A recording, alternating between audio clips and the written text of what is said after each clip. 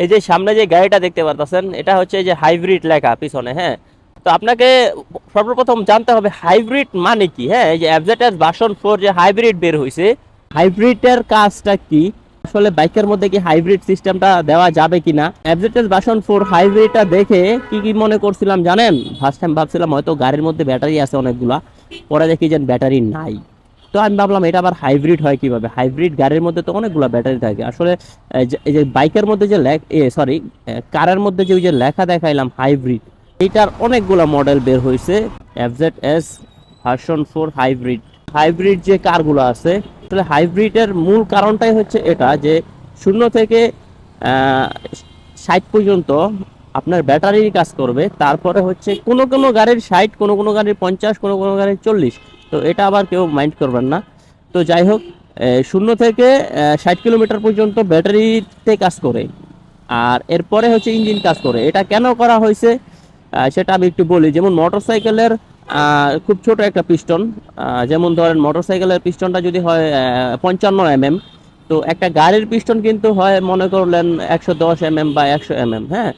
তো ওই ক্ষেত্রে মোটরসাইকেলের এই গাড়িটা যদি মাইলেজ পাওয়া যায় 40, তাহলে ওই বড় পিস্টনটায় অবশ্যই কম মাইলেজ আসবে, হ্যাঁ।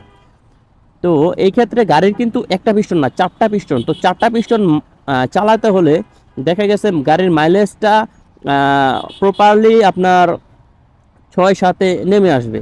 কারণ ধরেন এটা যদি 40 মাইলেজ পাওয়া যায়, আর গাড়ির যদি বড় পিস্টন, ওই বড় পিস্টন যদি এটার মধ্যে লাগানো হয়, তাহলে 40-এর জায়গায় এটার মাইলেজটা চলে আসবে ধরেন কত, 25-এ। তো 25-এ যদি চলে আসে, তো গাড়ির 4টা পিস্টন, তো 4-6-24, হ্যাঁ। তো 6 কিলোমিটার পাওয়া যাবে মাইলেজ। তো ওইটা অনেক ব্যয়বহুল হবে ওই গাড়িটা রাস্তায় চালানোর মতো। কিন্তু এখনো কিন্তু ওরকম গাড়ি আছে, গাড়ি যে নাই ওরকম আছে। ডিজেল চালিত গাড়ি আছে, আর ডিজেল চালিত গাড়িগুলো এই কারণেই শক্তি অনেক বেশি হয়। আসলে আপনারা জেনে থাকবেন যে বিভিন্ন রকমের যে ডিজেল চালিত ইঞ্জিনগুলা, ওগুলো অনেক বেশি শক্তি হয়। আর এছাড়া যে গাড়িগুলো আছে অকটেনের, ওইগুলার প্রপারলি মানে পরিমাণ মতন শক্তি পিস্টনে দিতে পারে না। কেন পারে না? ওই যে জ্বালানি কম দেই আমরা, মানে সিস্টেম করে জ্বালানিটা কম দেওয়া হয়, যার কারণে প্রপারলি পরিমাণ মতন শক্তিটা ওই পিস্টনটা উৎপাদন করতে পারে না। খুব ব্যয়বহুল হবে দেখেই এই যে হাইব্রিড যে গাড়িগুলা এগুলা বের করছে, আর এগুলার মাইলেজ কিন্তু খুব ভালো হয়। ধরেন 20, মানে 15 থেকে 20-25 পর্যন্ত হয় 1 লিটার তেলে। অথবা ঘ্যাসে মানে অনেকটা ঘ্যাসেও চলে, ওগুলোও কিন্তু খুব ভালো একটা ব্যাকআপ দেয়, খরচটা কমায়, ঠিক আছে। তো যার কারণে এই যে হাইব্রিড সিস্টেমটা ব্যবহার করছে। কিন্তু রিসেন্টলি যে এফজেড হাইব্রিডটা বের হয়েছে, ওটার মধ্যে কিন্তু তেমন কোনো আপডেট দেয় না ইয়ামাহা। টিভিএস রাইডারের মধ্যে দেখবেন সেলফ মোটর নাই, হ্যাঁ। তো এফজেডএস এর মধ্যেও কিন্তু সেলফ মোটর নাই, মানে এফজেডএস ভার্সন 4 যেটা হাইব্রিড, সেলফ মোটর নাই। অর্থাৎ ওই মোটরটা কোথায় অ্যাড করছে, যেমন আপনারা খুবই ভালো করে জানেন যে একটা মোটরে কোয়েল থাকে, ম্যাগনেট থাকে, তো দুইটা মিলে মোটর। ঠিক সেলফের কাজটা কি, সেলফ মোটরের কাজটা হচ্ছে শুধু ইঞ্জিনটাকে ঘুরনা দেওয়া দেওয়া, ঘুরনা দিলে ইঞ্জিনটা স্টার্ট হয়ে যাবে। তো আমরা যখন ব্যাটারি বসে যাই তখন তো সেলফ মোটর চলে না, তখন কি করি আমরা, ধাক্কা দিলেই গাড়িটা স্টার্ট হয়ে যায়।